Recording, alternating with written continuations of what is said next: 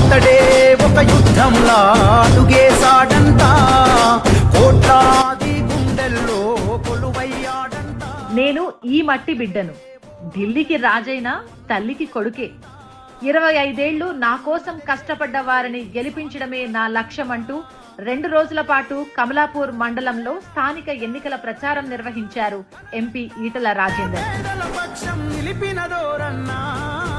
ఈటల నీ పయనం, పేదోళ్లతో సావాసం, ఓ ఈటల నీ యుద్ధం, నీ వెంటే మేం సిద్ధం. ఇది నా కన్నభూమి అయితే మల్కాజ్గిరి నా కర్మభూమి అన్నారు. ఇది మన కన్నగడ్డ. ఢిల్లీకి రాజైనా తల్లికి మాత్రం కొడుకే, తల్లికి మాత్రం కొడుకే.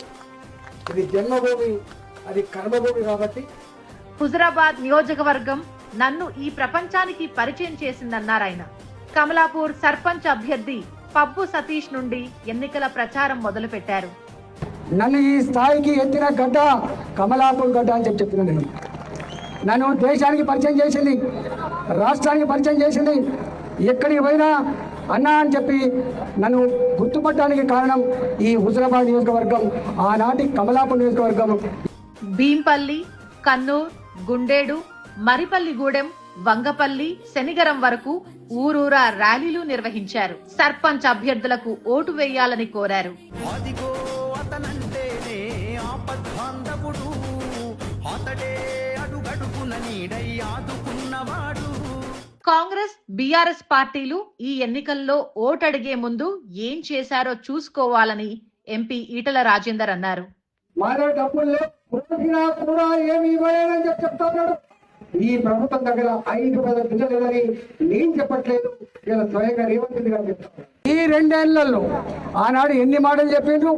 డల్లాస్ నగరం చేస్తా, డల్లాస్ నగరం చేస్తా, మా కేసీఆర్ తాతతో 1200 కోట్ల రూపాయలు తీసుకొస్తా అని చెప్పినప్పుడు మీరంతా సప్పట్లు కొట్టిండ్రు. కానీ ఆగమైపోయింది, వాళ్ళ ఆగమైపోయింది. గూనిపర్తి, శ్రీరాములపల్లి, అంబాల, గూడూరు, శంభునిపల్లి, ఉప్పల్లో క్యాంపెయినింగ్ చేశారు. గ్రామాల్లో అభివృద్ధి జరుగుతుంది అంటే అది కేవలం కేంద్రం నిధుల వల్ల మాత్రమే అని ఈటల రాజేందర్ స్పష్టం చేశారు. గ్రామాలు వల్లకాడుగా మిగలకుండా, వల్లకాడుగా మారకుండా ఉన్నాయి అంటే అది కేంద్ర ప్రభుత్వం మోడీ గారి చొరవతో మాత్రమే ఉంటుంది.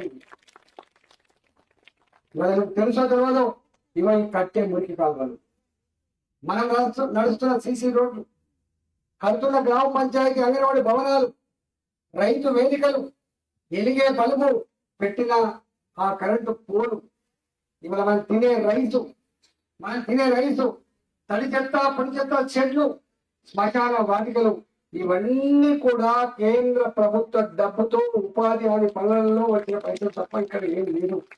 ఈటల రాజేందర్ కు హుజురాబాద్ కు ఏం సంబంధం అని ప్రశ్నిస్తున్న వారికి చెంప చెళ్లు మనిపించేలా ఈటల సమాధానం చెప్పారు. ఈటల రాజేందర్ గారికి ఓట్లేసిండు, గెలిపించిండు, ఏం చేసిందని చెప్పి అన్నప్పుడు మీరు అనుకున్నా, అరే వారి నువ్వు 100 కిలోమీటర్ల స్పీడ్ లో నడిచే రోడ్డు నేనేసింది కొడుక అని చెప్పినది.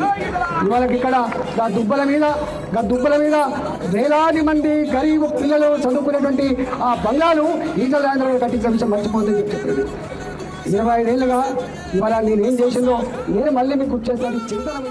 2 ఏళ్ల తర్వాత హుజురాబాద్ గడ్డ మీద అడుగుపెట్టిన ఈటలకు కమలాపూర్ వాసులు బ్రహ్మరథం పట్టారు. హారతులిచ్చి ఆశీర్వదించారు. మళ్లీ ఇక్కడికే రావాలని కోరారు. పిలుపునిస్తే మా ఈటెలా పల్లె పల్లె నిలిసే కంచు కోటలా.